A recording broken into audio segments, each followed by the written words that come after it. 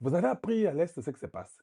Qu'il y a même des gens de M23 qu'on commence à ramasser qui sont morts de faim. 8 jours sans manger, très très faibles.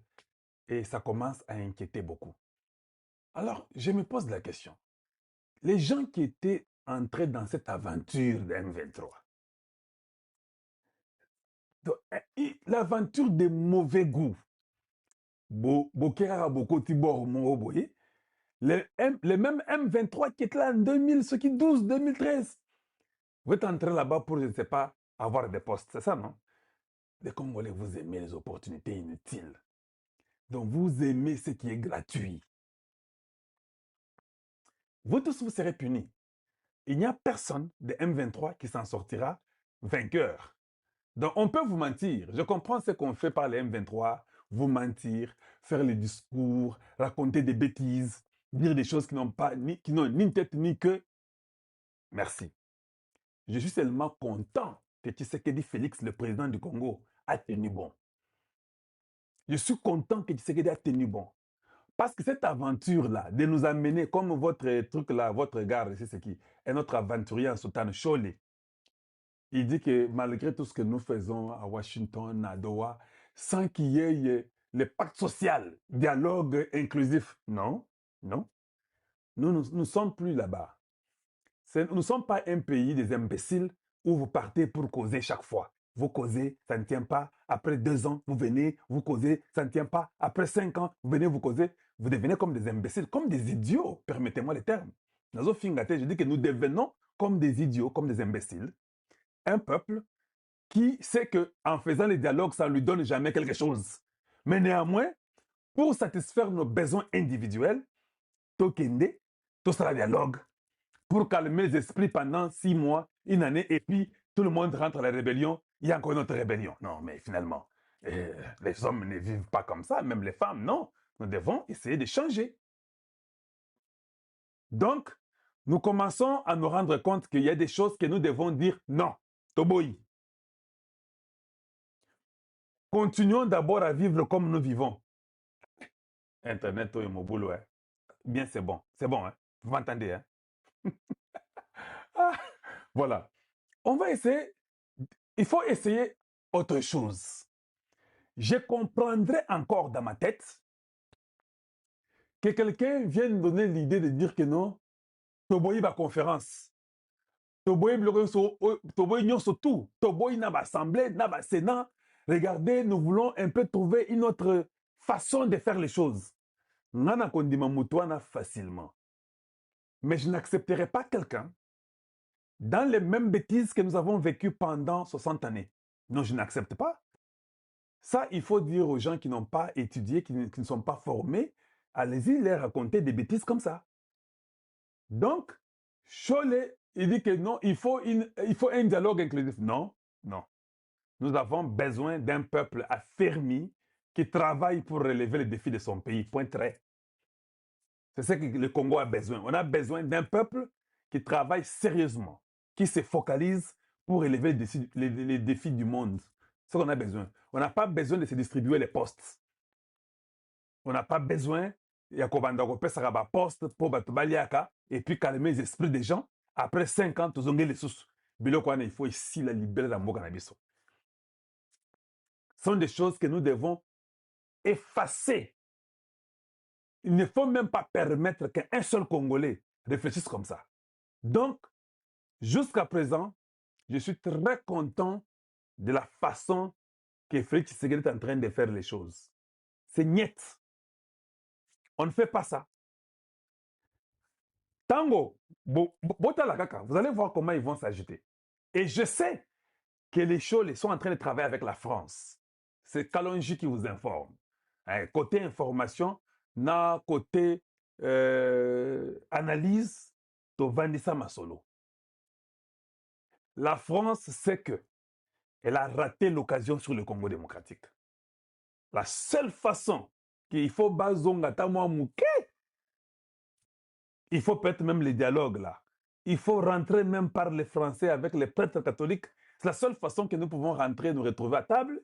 Et là, nous allons ramener Katumbi, on va ramener Hippolyte Kanambe, et puis on va continuer à gérer ce pays qui ne peut pas s'en sortir. Parce que quand nous les gérons tous et que nous refusons que leur moratoire soit levé et que les gens peuvent continuer à être dans l'impunité, mais nous leur disons que faites tout pour qu'il n'y ait pas d'impunité, mais nous encourageons les bêtises, nous finançons les groupes des ONG. On était qu'à la 17e minute. On m'a dit que la connexion est là. Et ce n'est pas possible. Voilà, donc nous avons un problème de connexion, mais ça me dit que ça va. Mais bon, c'est frustrant, vous n'avez pas l'idée. Je pense que c'est ce qui m'a fait maigrir. Hein. J'aime tellement les gens de Kalonji TV que ça m'a fait maigrir. Voilà. Internet est tout ça raté.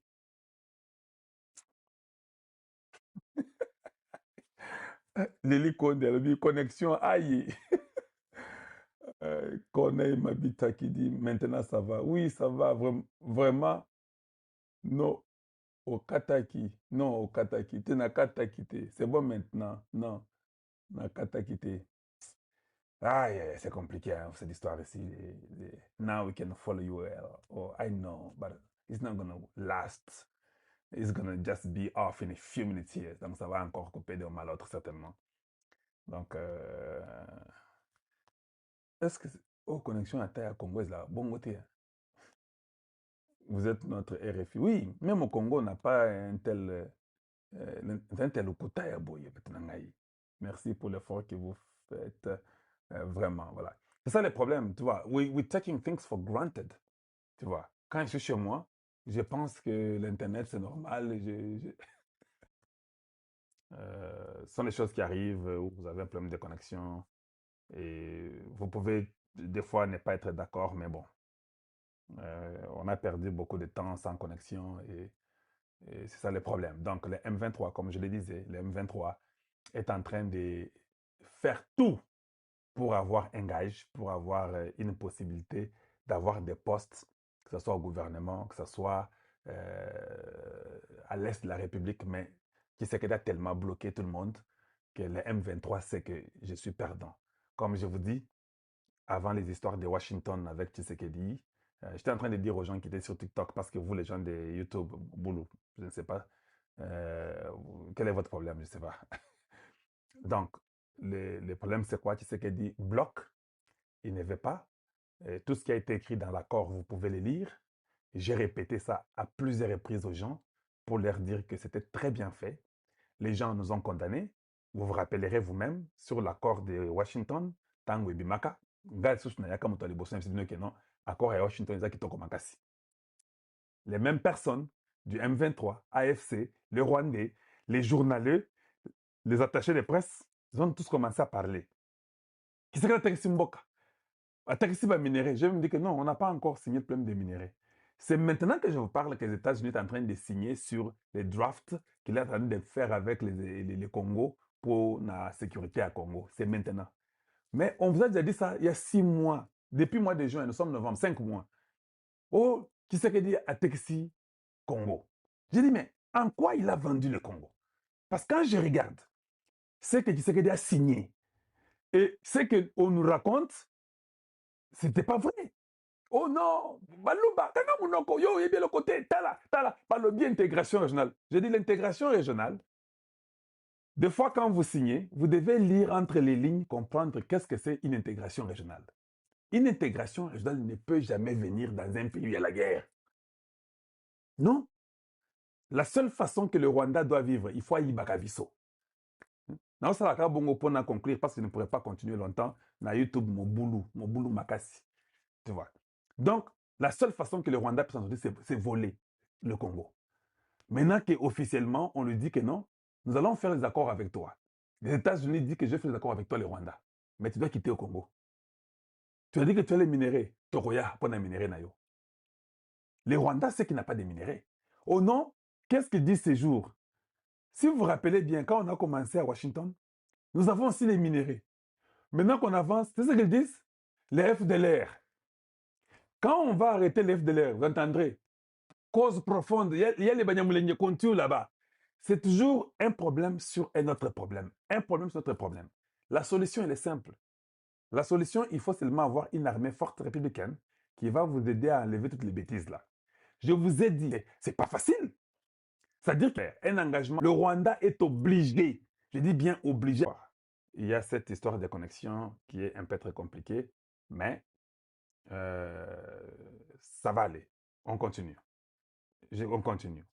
Donc, je disais, les M23, les AFC, ils savent que leur histoire est terminée.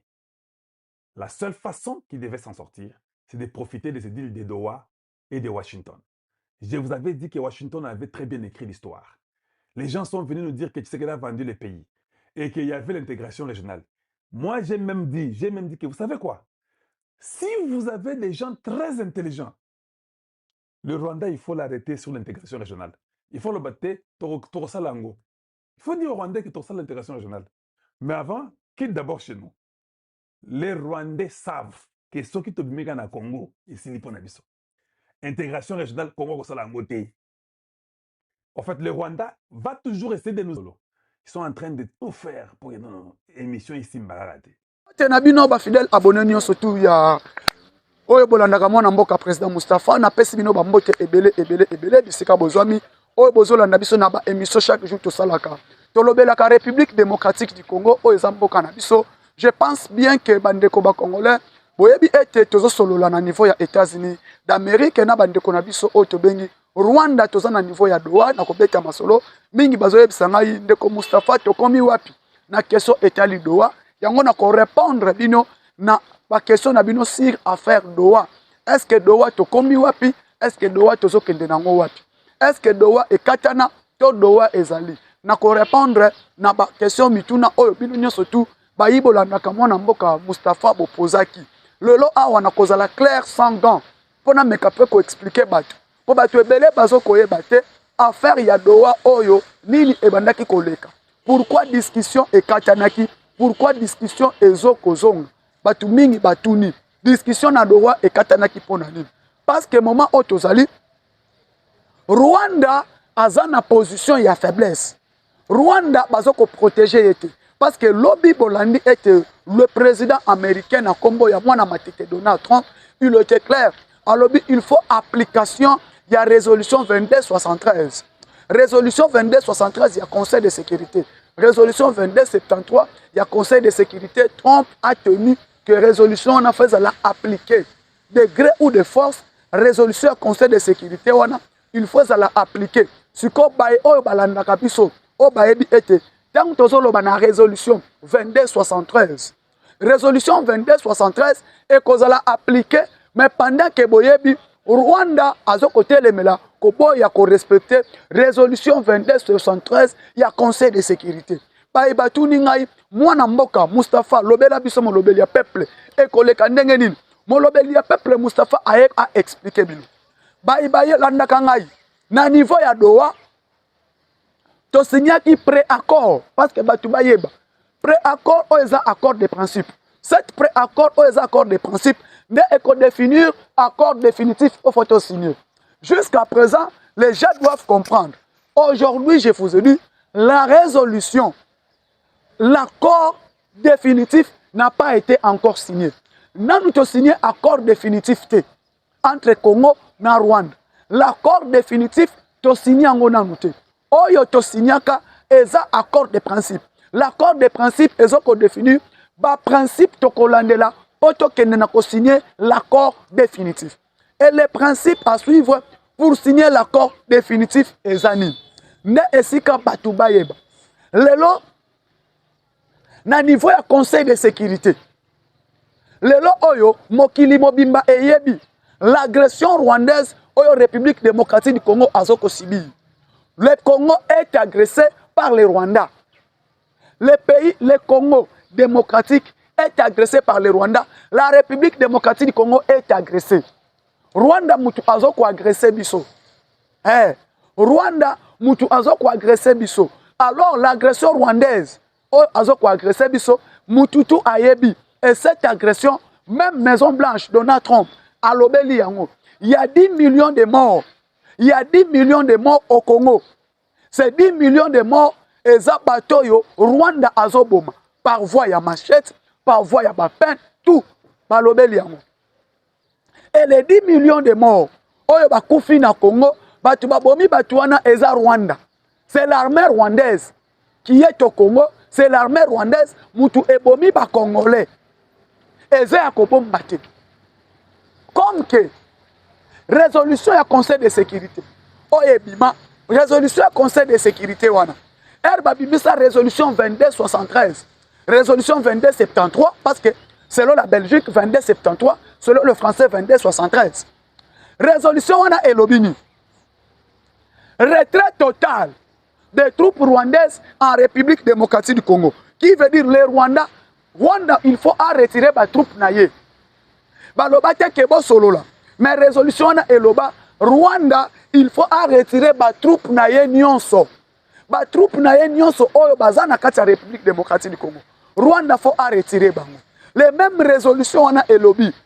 Rwanda a retiré et Rwanda a longola système de défense naïe.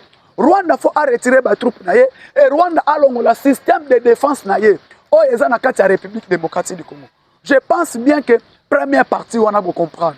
Et maintenant, Kagame, ils veulent maintenant avancer, progresser à niveau Chabunda, progresser à niveau Walikale, progresser à niveau au plateau de Minembwe, progresser à Poussana pour avoir moyen oyoyo à Kolukela, moyen à Kolukanion surtout pour que intensifier la guerre. Pourquoi? Ayebi était résolution à Conseil de sécurité. Et puis si raisonné,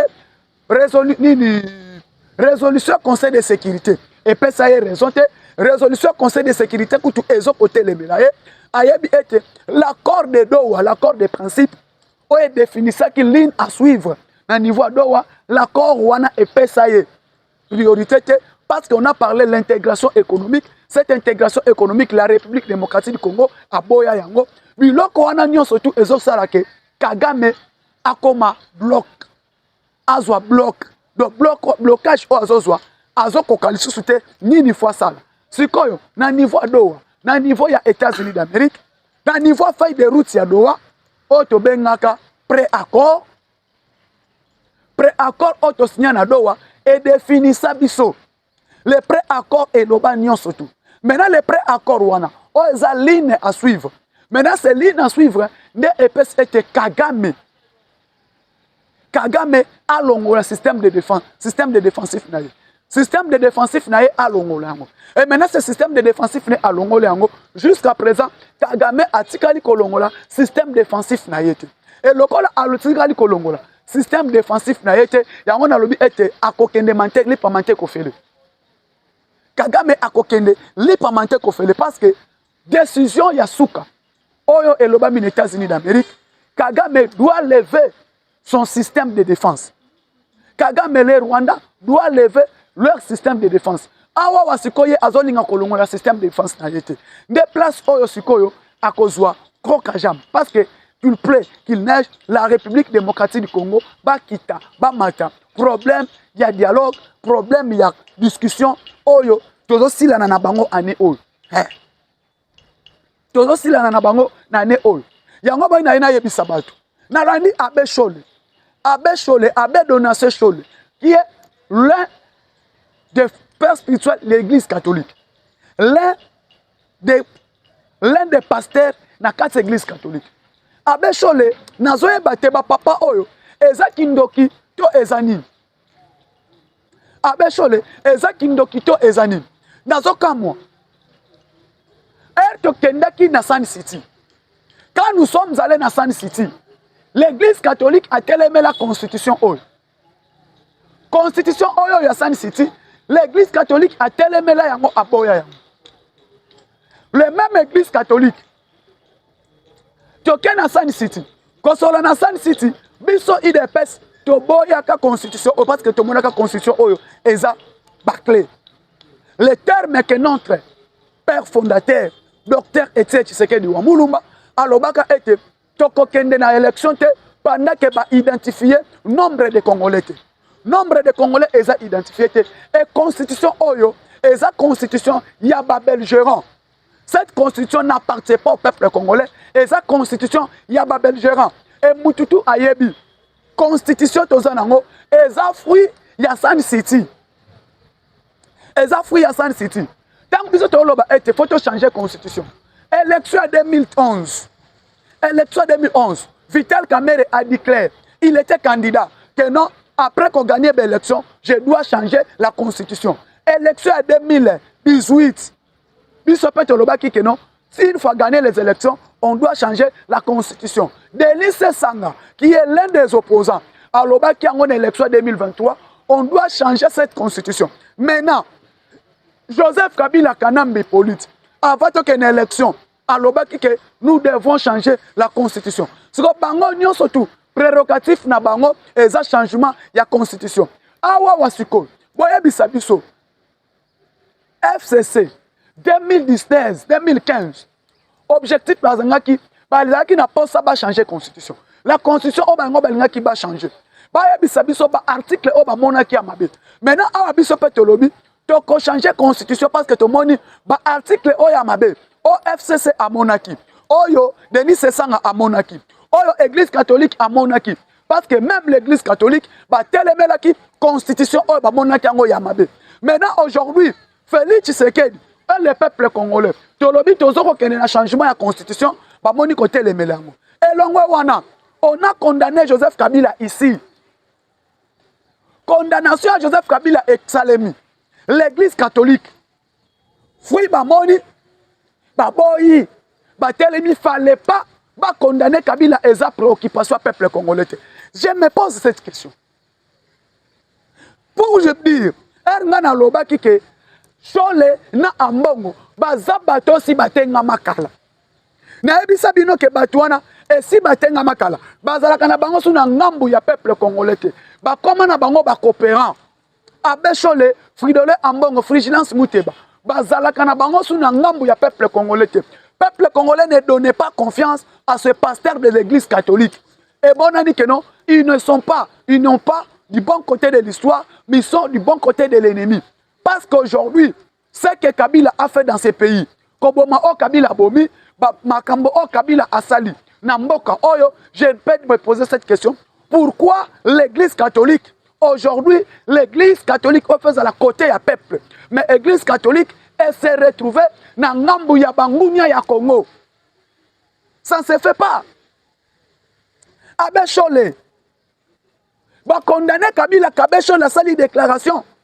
Aujourd'hui, 2015, 2018, Kabila qui a tué dans 4 églises catholiques. Bato Bakoufi na ba messe catholique. Makilar aussi est tangi dans 4 églises catholiques. Makilar Yanani Oyoyo. Thérèse Kapangala et Tangi, dans 4 églises catholiques. Le combattant de l'UDPS, au Bazala qui tue dans 4 marches catholiques. Aujourd'hui, l'église catholique qui prend la part de Joseph Kabila, c'est une humiliation totale.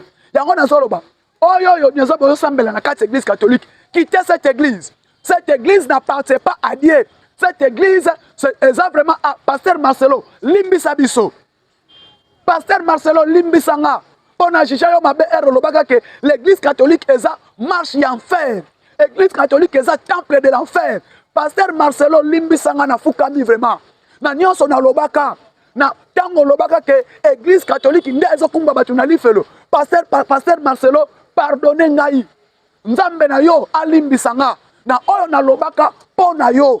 Et aujourd'hui, l'église catholique a salisi biso ba marche. L'église Nabango. Aujourd'hui, l'église catholique prend les parts de Joseph Kabila. Pourquoi? Parce que Bapesi Mbongo. Pourquoi? Parce que Babotoli carré minier. Le lot, tu es qui évêque. Tu es qui Sango.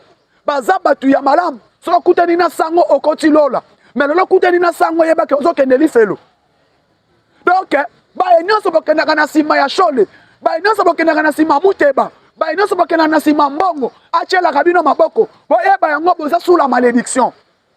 Cherchez Mukuna, cherchez Pasteur Marcelo. Tant qu'elle n'est pas voilé ça, tant qu'elle n'est pas voici l'homme, tant qu'elle n'est pas Papa Simon Kimbang, tant qu'elle n'est pas prophète Konde, portez soit moyen de côté à l'île. Ce qui va que quand pas batuana, ya mon condias à la nabino, yeba que tu pars en enfer.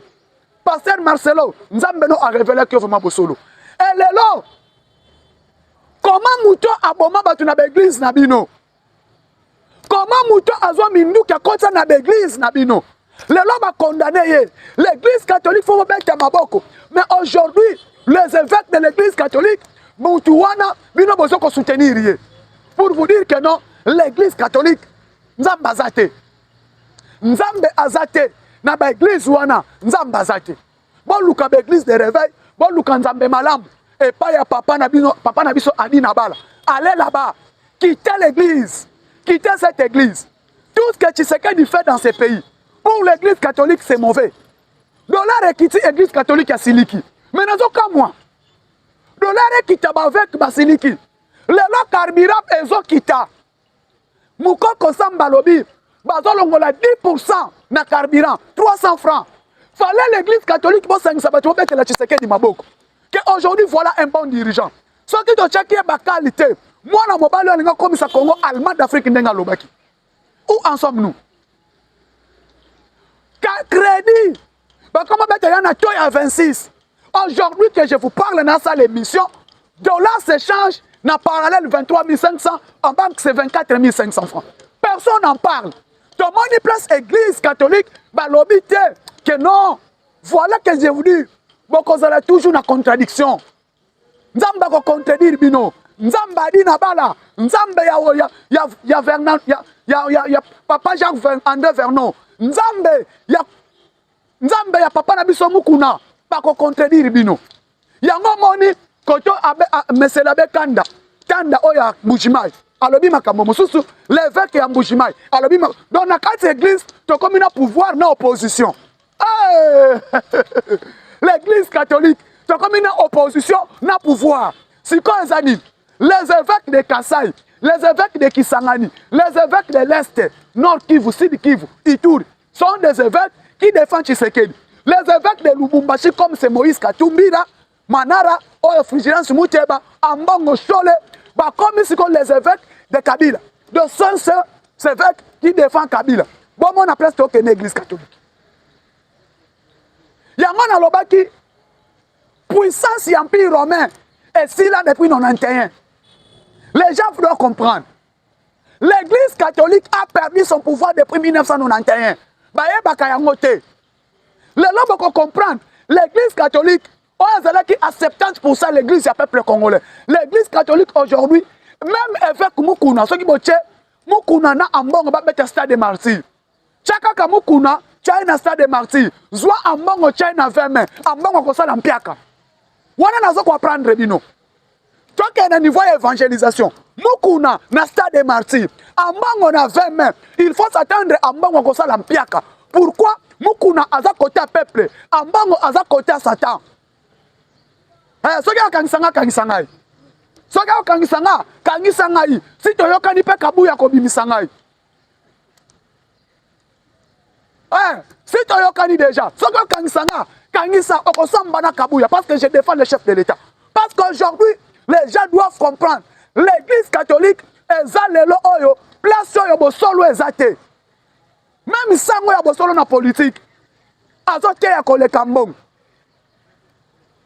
Comment l'église catholique, dollar et kiti, bino bo combattre Moutouana. Bon, le bakinini. Nazo bisa sesanga, Denis Sesanga. C'est ça qui est mon père. Nous avons le même territoire dans Louisa. Nous avons un territoire moko. C'est ça qui est jour Tshisekedi a quitté $. Natiki politique. Le oyo dollar est quitté. Na ebita c'est ça qui est politique mon colonie.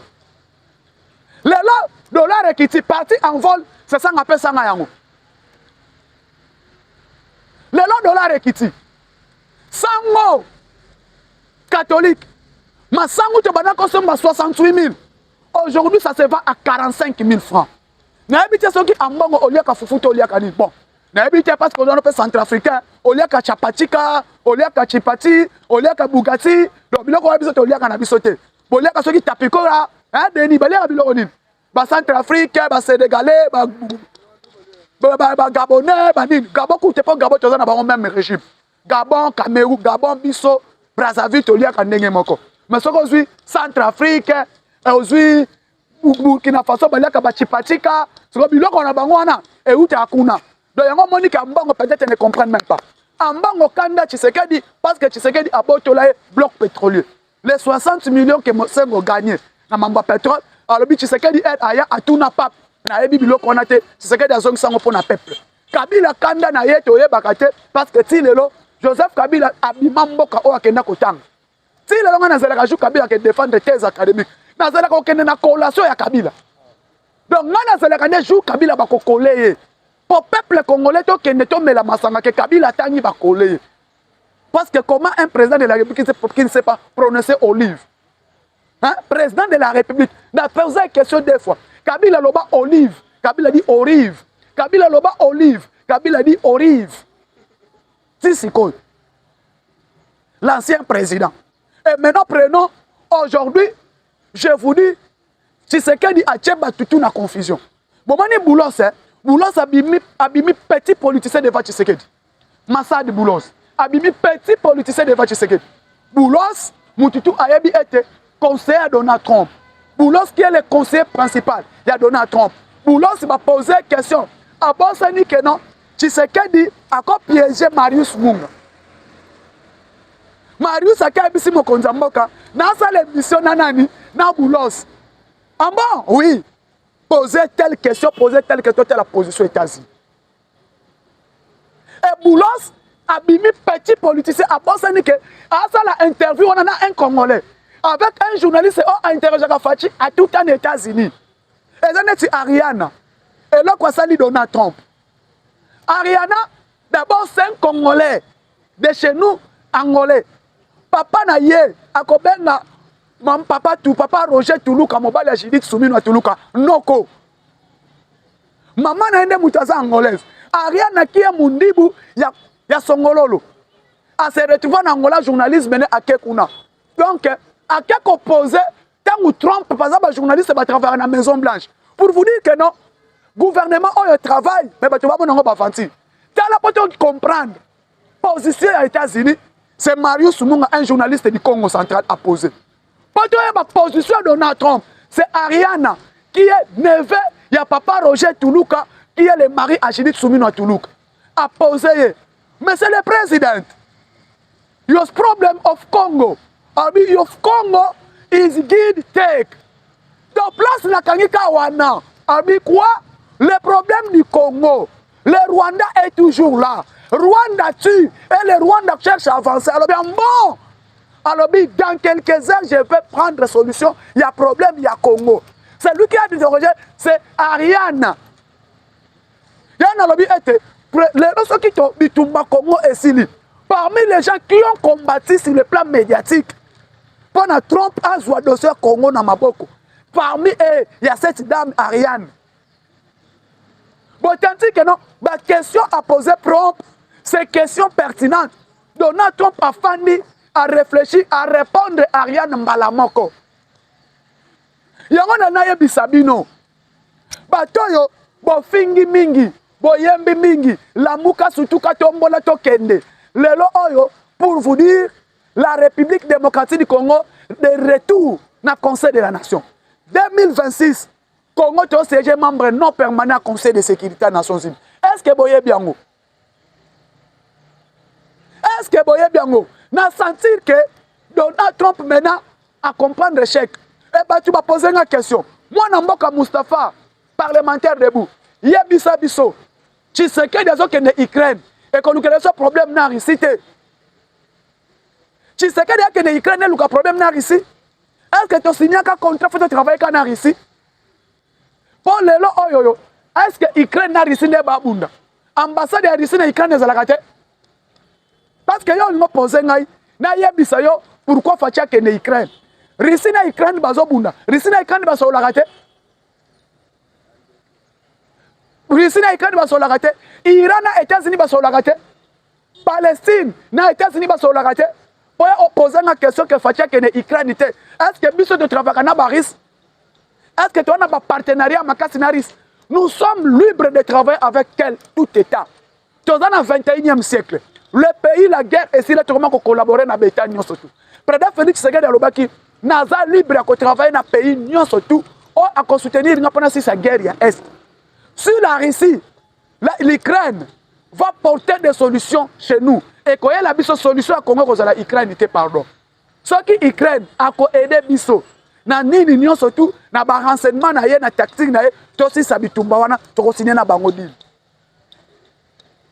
Ce qui Russie, aïe, il n'y a pas de problème. Mais président Tshisekedi Alobi, pour la paix, je vais travailler avec tout le monde. Lelo oyoyo, tozo belle la bande konangai.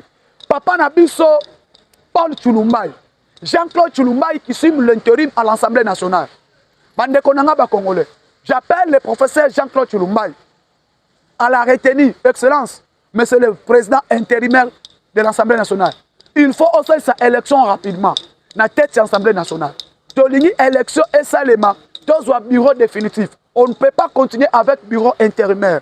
Peuple congolais, bisoba na mboka toza na posa, tous doit remplacer à Vital Kamerhe na niveau de l'Assemblée nationale. Élection et salema.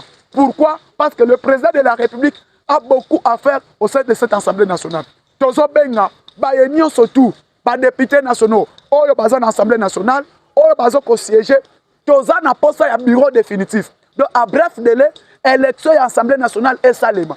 Tozwa élection et Assemblée nationale. Le professeur Tshilumbai, qui est l'un des fils de Tshisekedi, l'un des démocrates. Nous voulons que la démocratie règne au sein de l'Assemblée nationale. Au sein de cet hémicycle, la démocratie règne. Pourquoi le président de la République doit travailler avec un bureau définitif? Bon, ça, c'est sa élection au niveau de perchoir et Assemblée nationale. Si professeur Papa Mbosso, le patriarche Mbosso sera candidat, tous en a problème.